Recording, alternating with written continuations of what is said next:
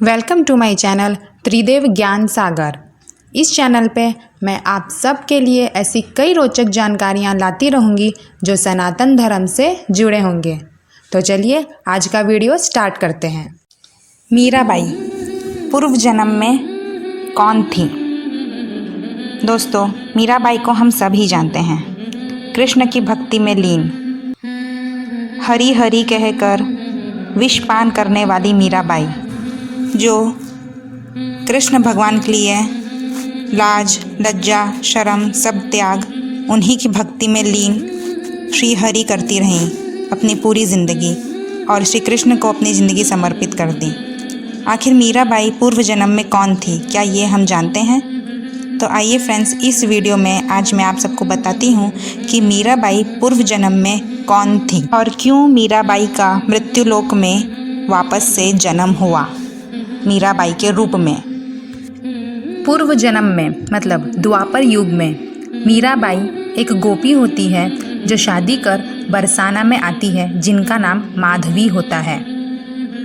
जब माधवी की माँ उन्हें गौना कर बरसाना भेज रही थी, तब भेजते समय माधवी की माँ ने माधवी को यह समझाया था कि तू बरसाना जा रही है, वहाँ तेरी मुलाकात एक ग्वाला से हो सकती है जिसका नाम कृष्ण कन्हैया कान्हा रहेगा।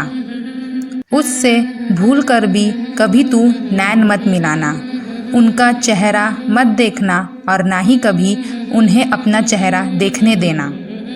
तुम नंदगांव जा रही हो, इसलिए तुम्हें ये समझाना और ये बताना बहुत ज़रूरी था कि उस कृष्ण कन्हैया से नैन मिलाया या उसका मुख देखा तो तू कहीं की नहीं रहेगी। मतलब तुझ पर भी वैसा ही जादू चल जाएगा जैसा वहाँ के बाकी गोपियों पर जादू चल चुका है, और तू भी कृष्ण दीवानी हो घूमेगी जैसे वहाँ की गोपियाँ कृष्ण दीवानी बन घूमती रहती है। तो तू कभी भी नंद के लाल कृष्ण कन्हैया लाल का मुख दर्शन मत करना और ना ही उनसे कभी नैन मिलाना। और यह बात माधवी के दिलो दिमाग पर छप गई थी ताकि अगर वह कृष्ण कन्हैया से नैन मिलेगी या उसका मुख दर्शन करेगी तो उस पर भी कृष्ण का जादू चल जाएगा। बस ऐसा सोच माधवी निकल जाती है नंदगांव के लिए। मार्ग में नंदगांव जाते समय कृष्ण भगवान मिल जाते हैं और गोविंद माधवी से कहते हैं, भाभी जी आप अपना मुख नहीं दिखाएंगी? माधवी के पति माधवी से कहते हैं, माधवी अपना मुख दर्शन तो कराओ मेरे सखा कृष्ण कन्हैया लाल को।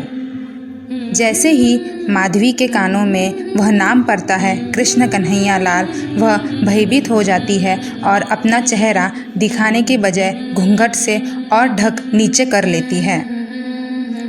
गोविंद कृष्ण कन्हैया कहते रह जाते हैं मुख दर्शन के लिए, पर माधवी अपना मुख दर्शन कृष्ण भगवान को नहीं कराती है। इतनी बात होने पर नन्हे से कृष्ण भगवान ने भी माधवी से कह दिया कि ठीक है, अब तुम्हें अपना मुख हमें नहीं दिखाना तो हम भी तुम्हें अपना मुख आज से कभी नहीं दिखाएंगे। और ऐसा कह कृष्ण भगवान वहाँ से चले जाते हैं।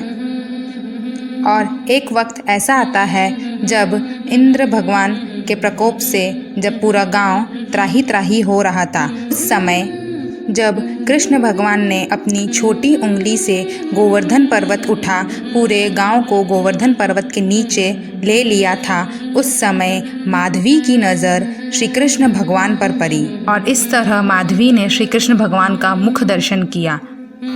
तब माधवी ने वहीं खड़ी एक गोपी से पूछा कि यह कौन है?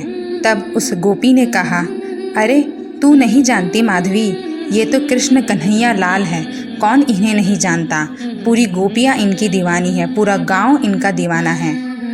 तब माधवी को अपनी माँ की कही बात याद आती है कि किस तरह उसकी माँ ने उसे कृष्ण भगवान के दर्शन करने से ना किया था और उसे बहुत पछतावा होता है कि वह आज तक मूर्खों की तरह श्री कृष्ण भगवान के दर्शन नहीं करती आई और उनके दर्शन से वंचित रही।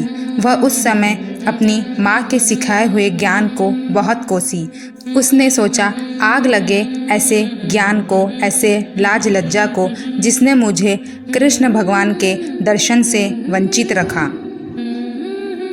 अब माधवी गोविंद के दर्शन करती रही और श्याम माधवी से मुंह फेरते रहे।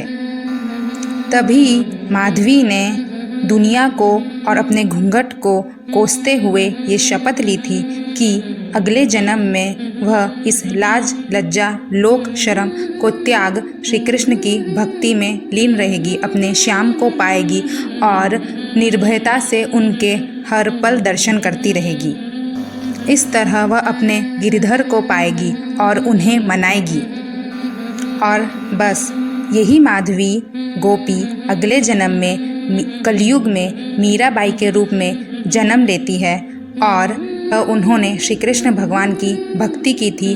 कोई भी चीज़ लाज शर्म उन्हें रोक नहीं पाई थी और वह अपने श्याम को पाकर ही रही थी। और यही वजह थी कि मीराबाई अधिकतर श्री कृष्ण भगवान को गिरिधर ही पुकारती थी, क्योंकि पूर्व जन्म में उन्होंने सबसे पहले दर्शन उनको गिरिधर रूप में ही किया था। और गिरिधर श्री कृष्ण भगवान ने भी मीराबाई की भक्ति से खुश होकर उन्हें अपने अंदर समा लिया, उन्हें अपना लिया। तो ये थी मीराबाई के पूर्व जन्म की कहानी। बोलो हरि कृष्ण। अगर मेरा वीडियो पसंद आया हो तो लाइक और शेयर करें और ऐसे ही रोचक जानकारियों के लिए मेरे YouTube चैनल त्रिदेव ज्ञान सागर को सब्सक्राइब करें एंड बेल आइकन प्रेस करें। Bye bye.